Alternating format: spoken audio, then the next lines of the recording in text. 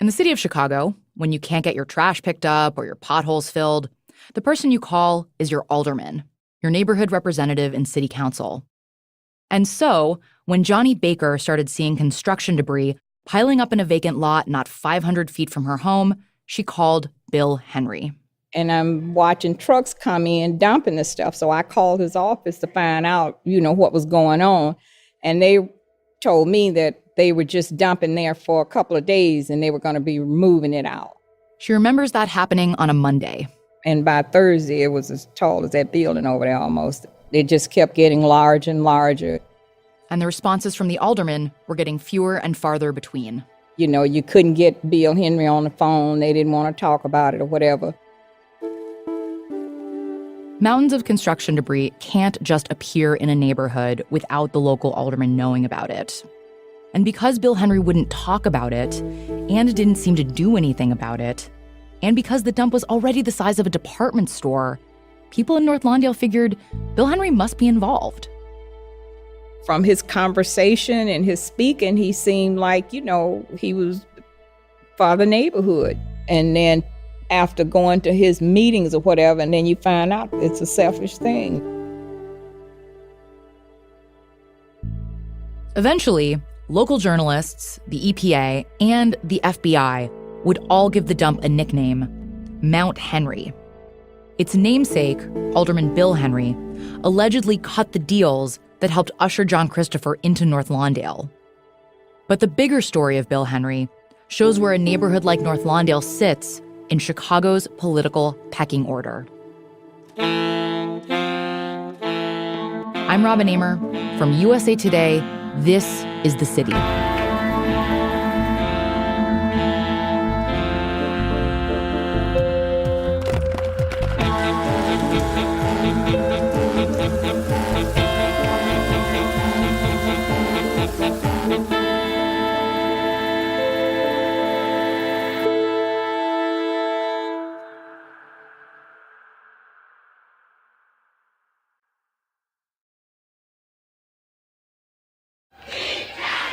Tell them.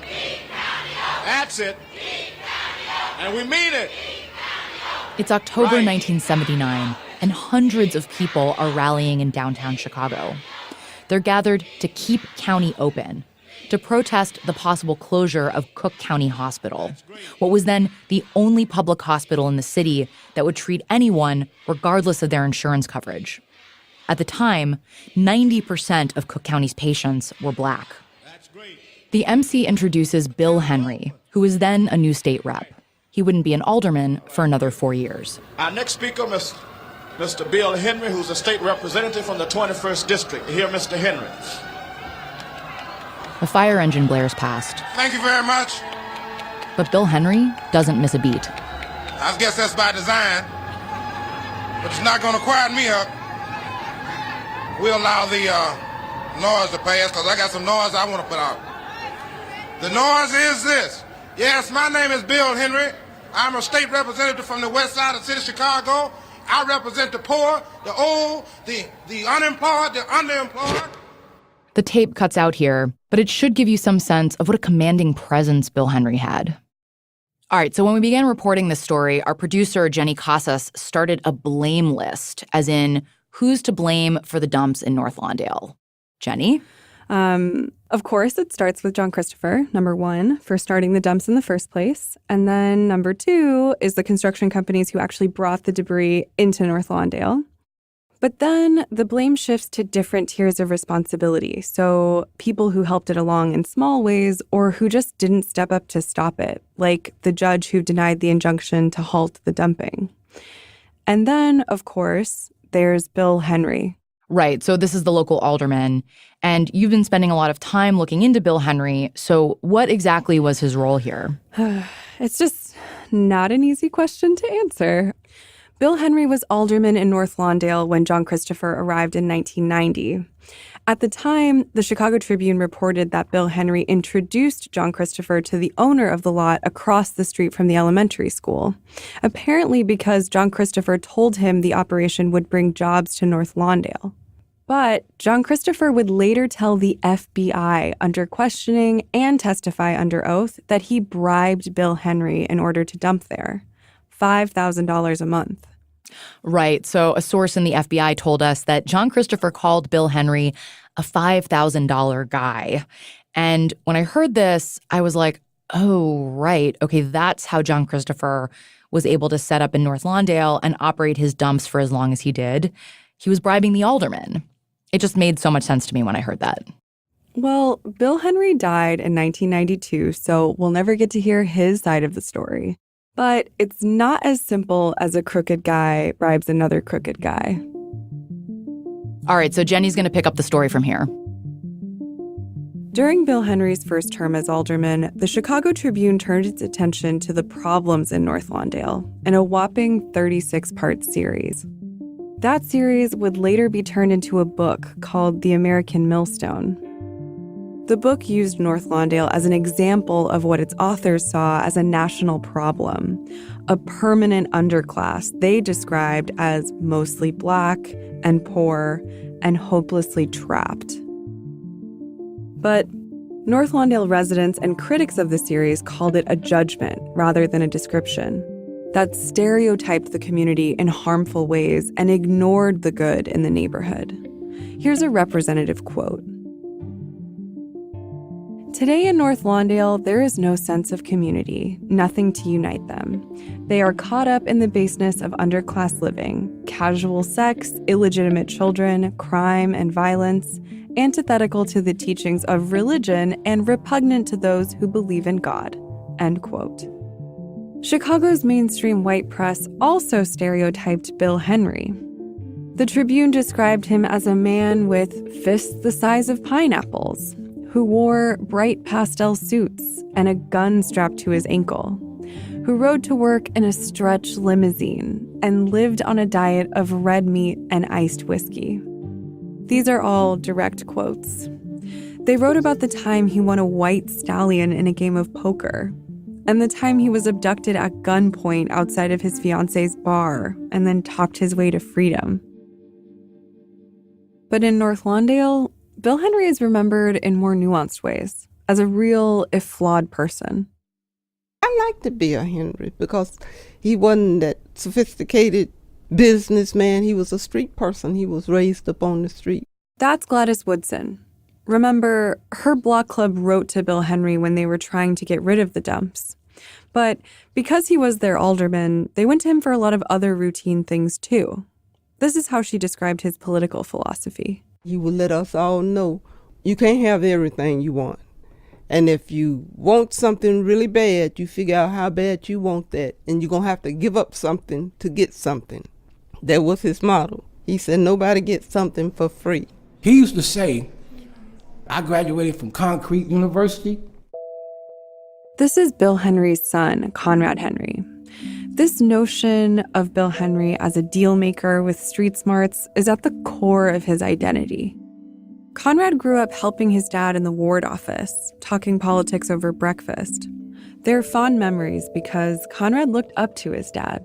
He looked dignified as a representative of the ward. You didn't see many people that looked like him and other elected officials in the ward. They were examples of African-American success in a poverty-stricken neighborhood. We're looking for hope. Bill Henry had gotten his start in Chicago politics on the bottom rung, working as a foot soldier for the Democratic Party. Conrad remembers being 5 or 6, following his father around the ward, knocking on doors, coaxing neighbors to the ballot box. His job was to get the vote out and help people in the ward and make sure they voted Democratic, voted for the slate of candidates that ran. And the way he would do that, I seen him, he was pass out money. Paying people to vote for a specific candidate is so illegal. But in 1960s Chicago, totally routine. I don't know where he got the money from, but the way things went, election time, he'd have a fistful of dollars and make sure that you would come to vote. That was their strategy, is to go about getting the vote out, no matter what. That's how all precinct captains did in the city of Chicago. That was the regular Democratic machine's order of things. That was their plan. That was their strategy. The democratic machine. You cannot tell Bill Henry's story without talking about the machine, because it's through the machine that he got his political education. The machine worked like this. You had the mayor, the big boss on top. Then below the mayor were 50 aldermen, little mini bosses who controlled their neighborhood areas called wards. The aldermen and the mayor were elected, removed, or kept in office through the work of the precinct captains. Precinct captains were the even smaller bosses who looked after smaller sections of each ward. They, in turn, oversaw the foot soldiers who were tasked with getting out the vote every election season for the party's chosen candidates. And if you were good at pulling in votes, you could be rewarded with a city job. It didn't really matter how qualified you were. If you were loyal to the machine could get you on the city payroll, or otherwise reward you with better access to city services, like getting a tree trimmed or having a parking ticket dismissed. Favors and jobs were the lifeblood of the machine. And this system is great if you're in with someone powerful. But if not, you're probably not getting everything you're due from the city. Bill Henry was really good at pulling in votes. So good that eventually he graduated from foot soldier to precinct captain, and was later rewarded with jobs. Early on, he was a laborer for the Department of Streets and Sanitation, but he knew how to climb the ranks. Later, he became deputy chief in the Cook County Sheriff's Department. And eventually, the machine slated him for elected office. And one of Bill Henry's political role models, someone who showed him what was possible for young Black men within the Democratic Party, was a rising star named Ben Lewis. Ben Lewis, that's what we wanted to be like. He looked at the power, I guess he visualized himself being that way. That was his aspiration as I was a kid. Ben Lewis was the first Black alderman elected to the 24th Ward. In the all-Black neighborhood, he started replacing white precinct captains with Black ones. In late February 1963, he won a second term as alderman by a landslide 12-1 margin. But then, 2 days later, Ben Lewis was found handcuffed to a chair, face down in a pool of his own blood. He'd been shot 3 times in the back of the head. Some people believed the machine killed him, because he was planning to run for Congress against their wishes. But more than 50 years later, it's still an open case. Conrad heard the cautionary tale all through his childhood and saw remnants of the murder around the ward office. The same chair that he was handcuffed to was still there. The blood stains were there. It was like he was still there, because they was always talking about him as if he was just around the corner coming in, you know. We getting in line. We doing what these people tell us to do. So we don't want to end up like Ben Lewis. I assume that's what my father thought about. Bill Henry learned the machine can build you up, but it can just as easily destroy you. So he committed himself to the machine and its political order. But what are you supposed to do when that political order works against your constituents? What should you do then? That's after the break.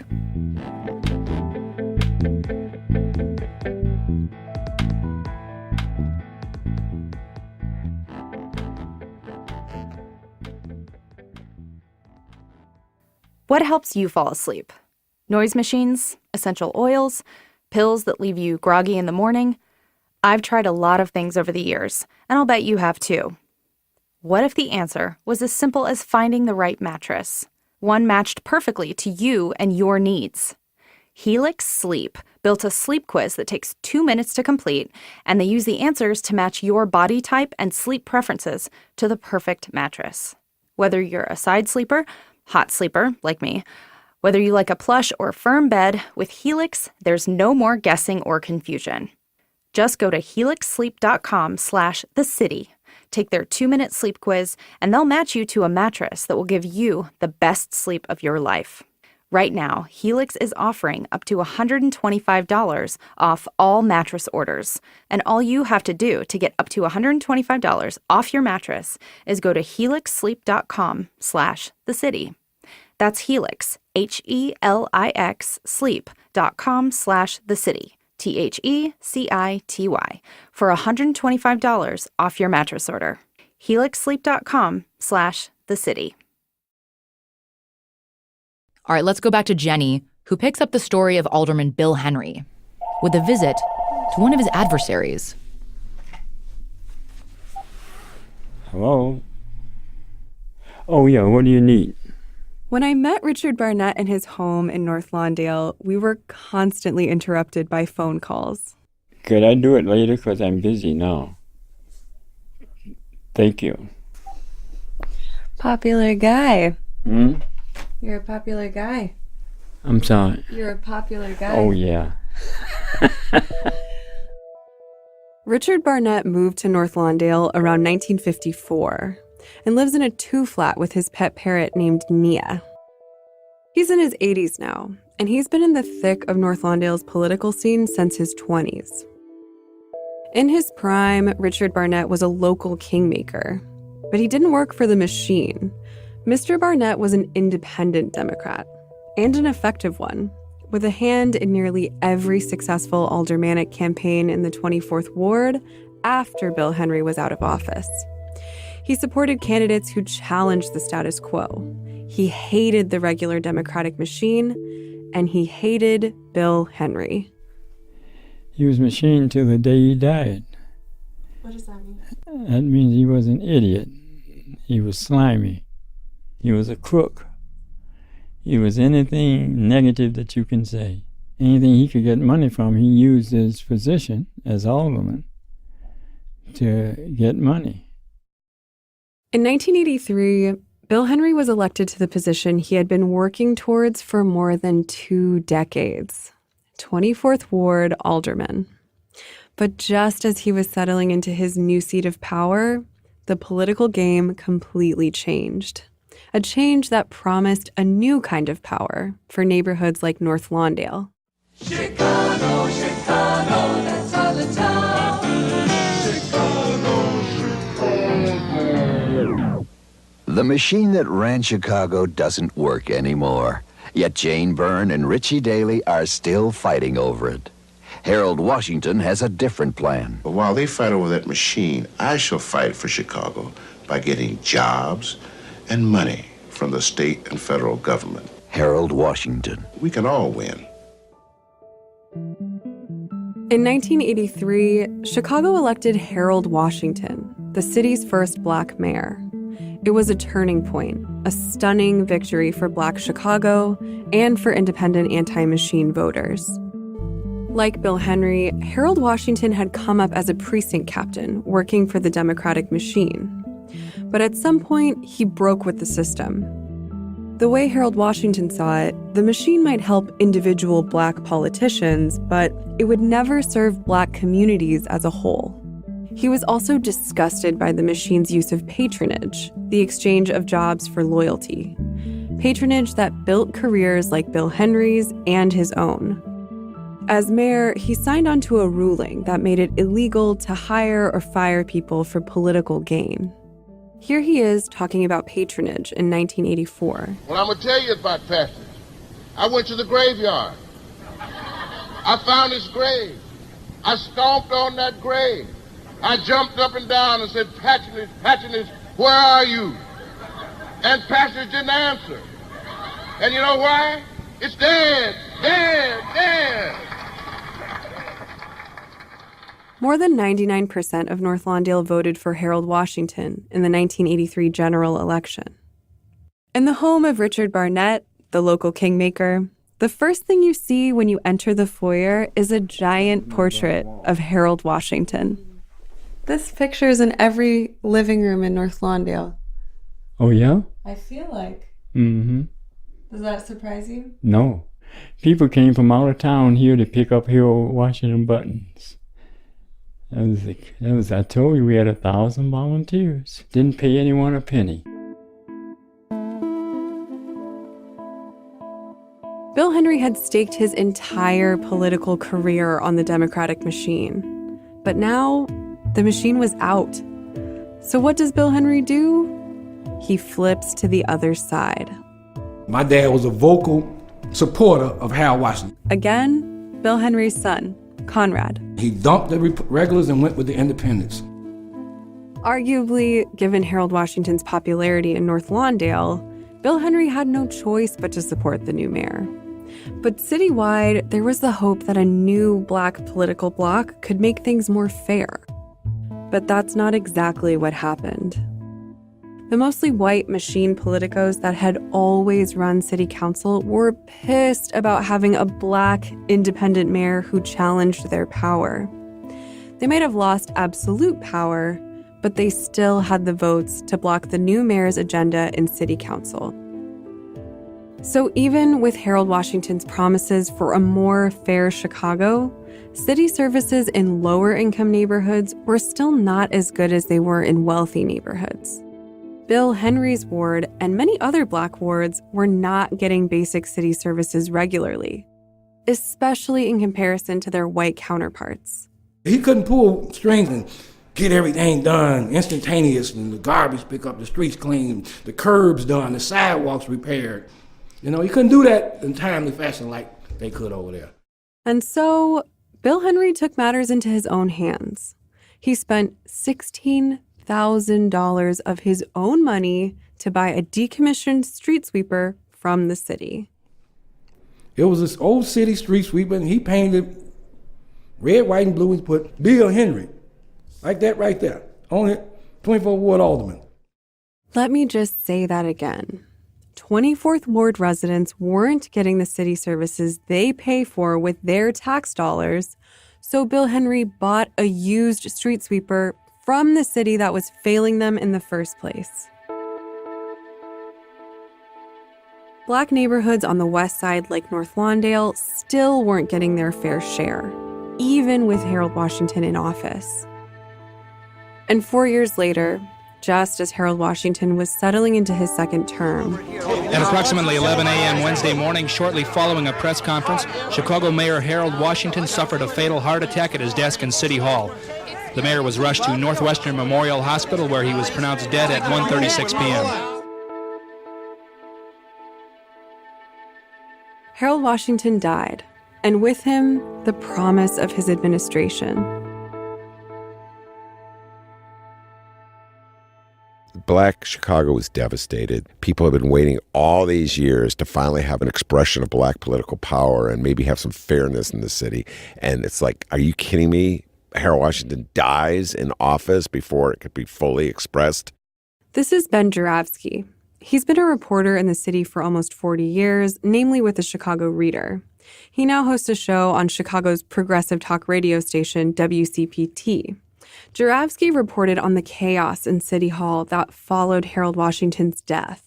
Most white people didn't vote for Harold Washington. They said the meanest, nastiest things about him. So when Harold died in 1987, suddenly it was a whole new ballgame. It was an opportunity for these white politicians who had been on the outs for 4 years to get back in the end, and they were going to take advantage of it. So once again, the tides were turning, and Bill Henry made a calculation. When a mayor dies in Chicago, the city council gets to choose his or her temporary replacement. And when Harold Washington died, white aldermen realized they didn't have a chance at the mayor's seat. Instead, they organized around a South Side alderman named Eugene Sawyer. Sawyer was the longest-serving black alderman at the time and a regular Democrat like Bill Henry. But many independent voters and Harold Washington's base wanted a different candidate named Timothy Evans. Evans was Harold Washington's heir apparent, and independents believed he would carry on Washington's progressive agenda. Bill Henry figured that if he could help the white political establishment back into power, they would be loyal to him. You know, he saw his opportunity to gain political power. If Genius Sawyer was the mayor, he would have entree to the highest office in city government. He could maybe get some more jobs to distribute. So he saw a chance for himself to consolidate his own power, at least in his ward, and he was going to take it. And so, in the high drama of Harold Washington's death, Bill Henry cut the deals that guaranteed a win for Eugene Sawyer. Here he is on the city council floor the night of the vote. We need somebody that can bring us together. Gene Sawyer is that man. Gene Sawyer is that man. Now, Somebody made an accusation, you're making deals. I heard one of my colleagues that I personally admire, but he don't know what he's talking about when he's talking about a deal. Let's talk about the deal. Let's talk about the deal. And he got it. We were making deals. We was all making deals. And that is so right. Everyone in Chicago, and ever since then, I heard that. I always say, I cut a deal. I made a deal. Because that's Chicago. You're cutting deals. If we are honest with the people, we all was trying to deal. Everybody had a hidden agenda. Let's tell the truth. Then we'll start talking about these deals. Not a person in this city council have the right to accuse another for cutting a deal when they was busy cutting the deal. This was the transactional nature of Chicago politics. I do something for you, you do something for me. I give you a couple bucks, you vote for my candidate. I get you into office, you give me a job. You give me a job, I give you my loyalty. This is how it had always been for Bill Henry and anyone else who came up under the machine. But in this case, Bill Henry's calculation may have been bad math. What happens to Bill Henry? What happens to Bill Henry after the 1987 vote to elevate Eugene Sawyer, his greatest moment on the stage as a wheeler and dealer, the pinnacle of his power, if you will? It's all downhill. For one thing, it put him in hot water with his constituents. Bill Henry's choice to back Eugene Sawyer was not supported in North Lawndale. Voters wanted Evans. But also, in Bill Henry's deal for the establishment, any favors he might have cashed in didn't come close to achieving equal power for his ward. So the deal wasn't a deal. It was a gift to white Chicago. A gift I'm not sure Bill Henry knew he was giving. I'll put it to you this way. It was a very short-lived triumph. Oh my God, it all fell apart. That's after the break.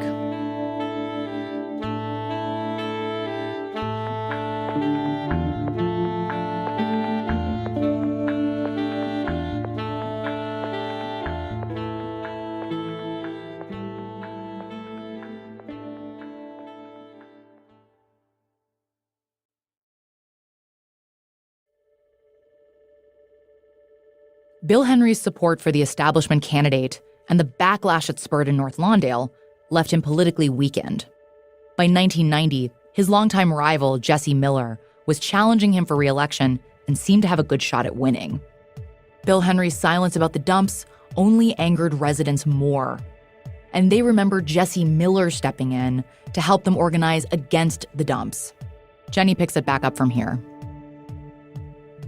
As if this weren't all bad enough, in November of 1990, Bill Henry was slapped with a 24-count federal indictment.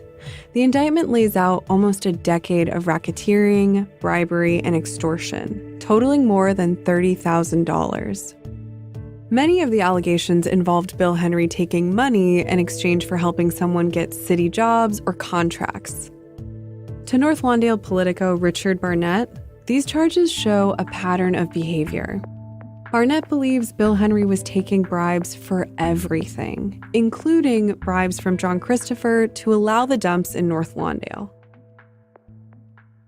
He was a person that gave them permission and got paid for dumping on that property. It was a vacant lot, so he gave them okay to dump. How do you know it was Bill Henry? If you own a firm, would you dump on a lot without someone to protect you? You know what you can get fined for dumping on a lot? That's $1 you wouldn't want to spend. So you had to have permission from somebody. That's what they did. They paid him. Bill Henry would die of lung cancer before his case ever made it to trial. But he denied the allegations with his trademark bravado. Here he is on WBBM radio in December 1990, calling the federal corruption investigation racially motivated. Of course. How you know? I mean, Jesus Christ, Ray Charles can see that. I mean, you can go into the neighborhood. You can't fool the people. The people are not stupid. They know what's going on. They know that the charges, the attack on me was started just before the election to try to smear me and smear my people, to stop progress. Bill Henry's son, Conrad, also denies the allegations of bribery and the allegations that his dad helped John Christopher establish the dumps. Whoever idea it wasn't my father's idea. That's usually how our conversations go. I ask him if his father took bribes from John Christopher, and he starts with a hard denial. Then he backs it up. My thing is, my dad had no wealth. He lived off a public servant's salary.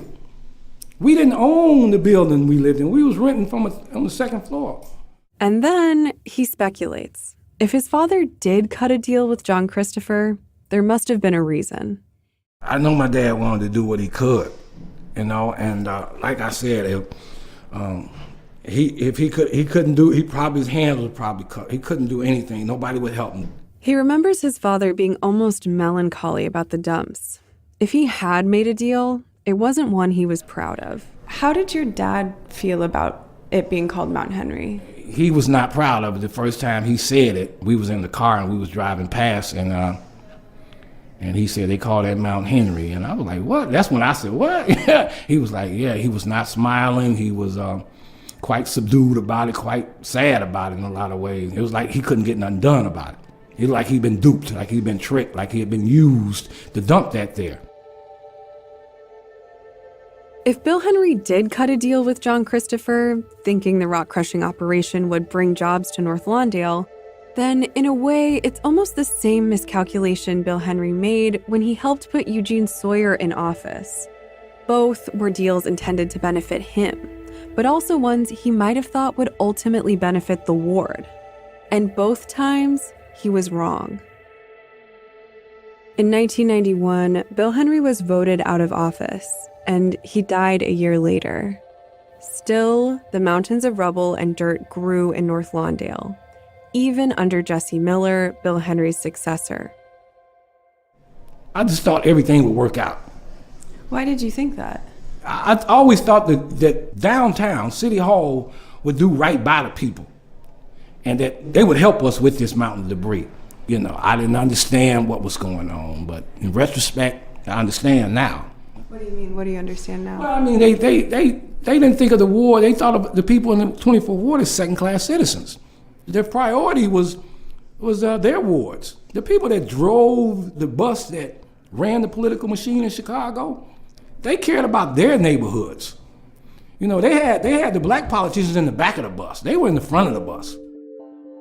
Harold Washington tried to transform this system to evenly spread resources and power across the city.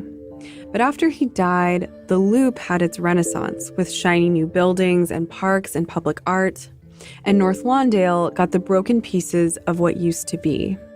Again, reporter Ben Joravsky. And I can remember interviewing people as long ago as the 80s, black people from the West Side, saying, this is all part of a larger plot to let our areas just fall apart so that they can sell the land to white people. And at the time, I was like, that sounds pretty far-stretched. But at some point in the 90s, I said, you know what? It was like, he was right and I was wrong. And even if it is not a systematic plot, it's sort of like what's happening. They're letting it happen, whether they intend to do it or not. They're letting it happen. Even Bill Henry talked about this. Any black person in this country that would stand up to wrong, that would stand up to the people that's trying to come in and take the land and move the folks out of there, anytime a black man stand up to that, he must expect to be attacked. And so, after whom or what should this dump have been nicknamed? If not Mount Henry, Mount Chicago Democratic Machine, Mount Apathy, Mount Racism? This ward, they didn't care. This 24th ward was like a dumping ground to them.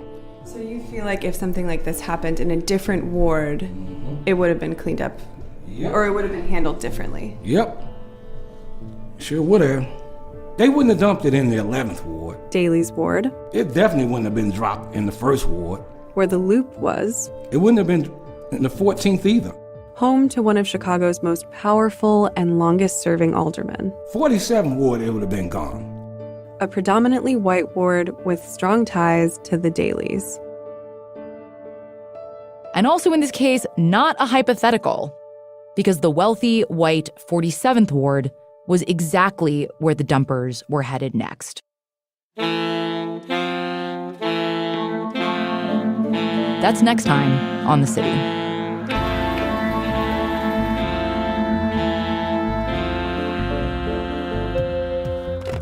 The City is a production of USA Today and is distributed in partnership with Wondery. You can subscribe to the show on Apple Podcasts, Spotify, or wherever you're listening right now. If you like the show, please rate and review us, and be sure to tell your friends about us.